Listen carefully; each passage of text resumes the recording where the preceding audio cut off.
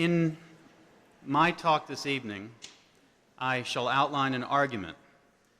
The time allotted permits no more than outlining, and assuming that we share an understanding of some of my key terms. I shall argue that cultivating and exercising the ability to understand paradoxes in a particular way, a way that I shall explain briefly using the phrase robust, enlivened awareness, can be a profoundly valuable component of a fulfilled human life. I offer this idea not as a prescription for what every person must do in an effort to lead a fulfilled life.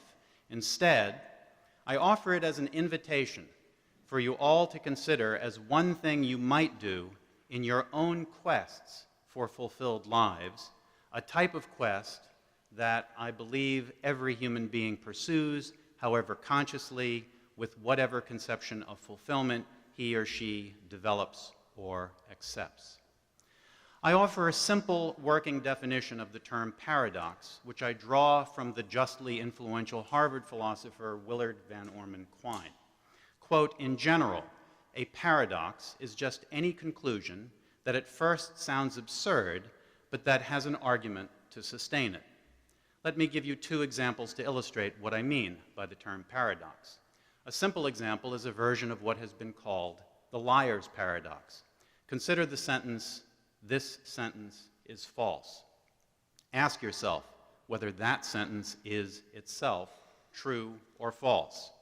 If you do the logic, the counterpart of doing the math, you will see that it seems to be true if it's false, and it seems to be false if it's true.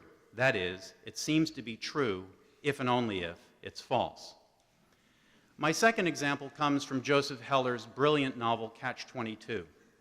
At issue was a set of Army regulations that seemed to allow World War II pilots stationed on a fictional base off of Italy the ability to stop flying dangerous missions. One of the pilots, the hero, or if you like, the anti-hero of the book, Yossarian, is discussing these regulations with a doctor who is authorized to administer them. "Can't you ground someone who's crazy?" asks Yossarian. "Oh, sure, I have to," replies the doctor. "There's a rule saying I have to ground anyone who's crazy." "Is Orr crazy?" "He sure is." "Can you ground him?" "I sure can, but first he has to ask me. That's part of the rule." "That's all he has to do to be grounded?" "That's all. Let him ask me." "And then you can ground him?" "No, then I can't ground him." "You mean there's a catch?" "Sure there's a catch. Catch-22. Anyone who wants to get out of combat duty isn't really crazy."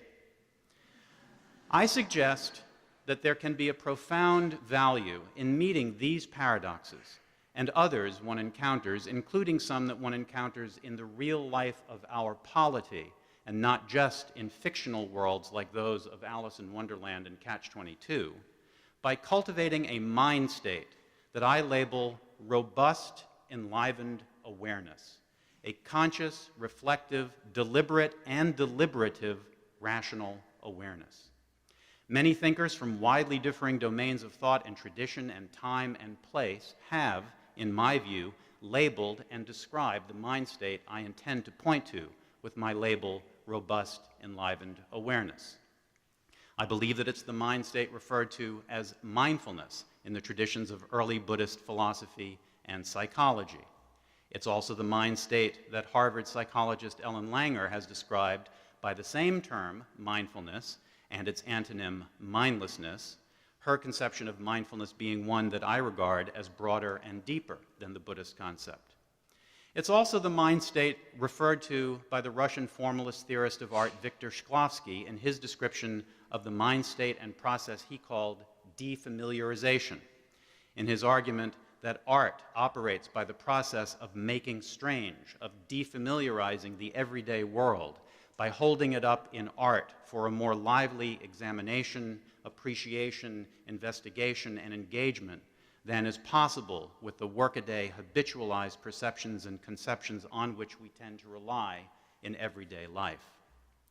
Bringing to bear mindfulness, defamiliarization, robust enlivened awareness, for example, on the Catch-22 Army regulations, allows us to explain their paradoxical nature. a fair interpretation of the system of Army regulations that the novel presents, has incorporated 3 rules that we can analyze from our point of view. Under the first rule is, if a flyer is to be grounded for being crazy, and thus does not have to fly more missions, if a flyer is to be grounded for being crazy, then a flyer must be crazy and must request to be grounded for being crazy. Under the second rule, if a flyer requests to be grounded for being crazy, then the flyer is not crazy. These 2 rules allow us to derive a third rule. It is not the case that a flyer is both crazy and requests to be grounded for being crazy.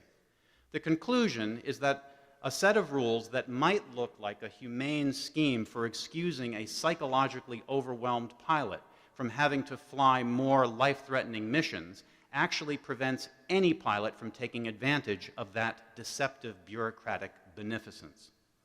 Under these rules, with Catch-22, no flyer can ever be grounded for being crazy.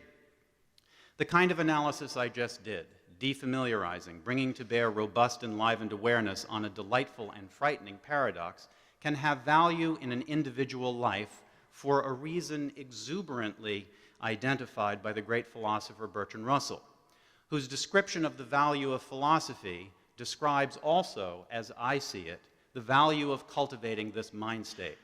Says Russell in his book, Problems of Philosophy, and I quote, "The value of philosophy is, in fact, to be sought largely in its very uncertainty. The man who has no tincture of philosophy goes through life imprisoned in the prejudices derived from common sense, from the habitual beliefs of his age or his nation, and from convictions which have grown up in his mind without the cooperation or consent of his deliberate reason. To such a man, the world tends to become definite, finite, obvious. Common objects rouse no questions. Unfamiliar possibilities are contemptuously rejected," end quote.